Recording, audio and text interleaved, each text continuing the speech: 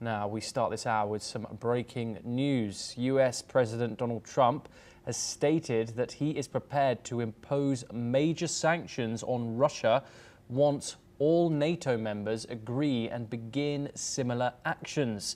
Trump has criticised NATO's involvement and commitment to winning the Russia-Ukraine war, saying it has been, quote, far less than 100%. This has come through Truth Social. Trump has emphasized that major sanctions on Russia would include stopping oil purchases by all NATO countries. He also mentioned that tariffs on China, ranging from 50% to 100%, could be fully lifted after the war between Russia and Ukraine ends. He's also called it a potential aid to ending the conflict. We are now joined by two guests to discuss this breaking news further. We're joined by Andrew Latham, who is a professor of international relations. He joins us live from Minnesota. And we're also joined by David K. Johnson, who is an American author, professor of criminal justice, journalism, law and political science at Rochester Institute of Technology, and he joins us live from New York. Thank you very much, gentlemen, for joining us here on the program. Andrew, I want to start with you. Donald Trump's tariff policy, he is seeking for NATO countries to impose these tariffs on countries who buy Russian oil. What are your thoughts on the prospects of that actually happening? Short term, they're probably quite low. Europe is simply dependent, especially certain parts of Europe, influential parts, I'm talking about Germany here, simply dependent on Russian oil and gas. Can they wean themselves off that dependence over the medium to long term? Perhaps. But they've shown very little interest, a little more recently to be sure, but over the course of this conflict, very little interest in doing this and very little capability of doing this. So I think, and we have to see what President Trump will be talking about tomorrow or the day after. You know, it wasn't that long ago he was talking about, in very favorable terms about President Putin and coming to some kind of ceasefire agreement, et cetera, et cetera. And now the carrots seem to have gone away and the stick seems to have come out. But that might not last very long. But to answer your question directly, I just don't see India weaning itself off Russian oil. I don't see China doing it. I don't see the United States weaning itself off certain other products that come from Russia. And I certainly don't see Europe in the short to medium term being able to wean itself off dependence on Russian oil and gas, no matter what President Trump might say. David, I wanted to bring you in next.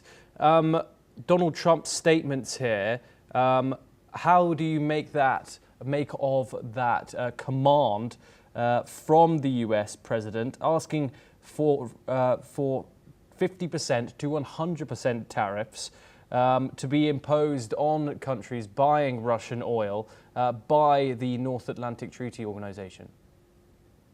Well, Donald, whom I've covered and known for 37 years, believes he is an all-powerful, magically and powerful dictator. Under the American Constitution, he has no authority to impose these tariffs. One of the reasons governments have not been signing with him, saying we've reached an agreement and various other things, but not actually signing, is because the Congress of the United States is solely in control of taxes and duties and imposts, and tariffs fall under that.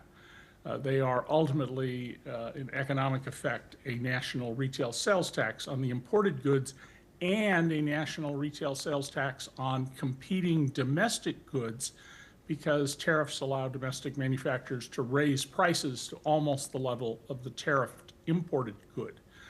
And so Donald, says that, and, he's claimed that world leaders have come to him and said, oh, Mr. Trump, thank you for showing us the error of your ways. And it's all just delusional. Andrew, I want to come back to you just briefly before we move on. Why has Donald Trump changed his tune here, and why do you think?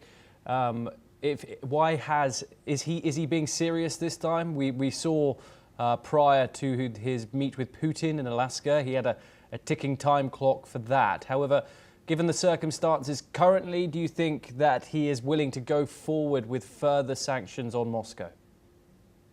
I think he's willing to try, and he's certainly willing to bluster and bloviate, but the Supreme Court will be hearing this tariff case pretty soon, I think.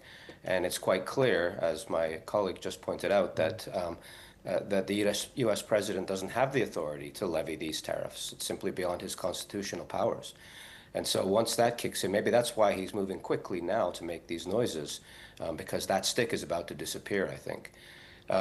Secondly, Donald Trump does change his tune and his tone quite regularly. His relationship with Prime Minister Modi, for example, and India more broadly, has gone from basket case language to "they're our best friends again" language.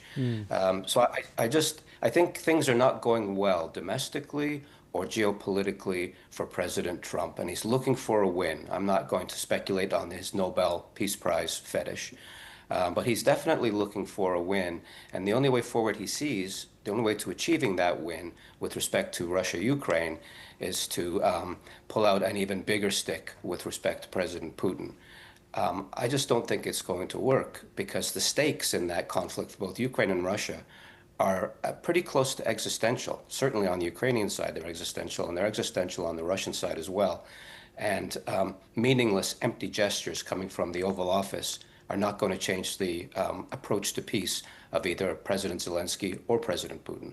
Do stay with us. Thank you for your insight there. We have some further news coming out of the United States, where Kaja Kallas has cautioned against discussions involving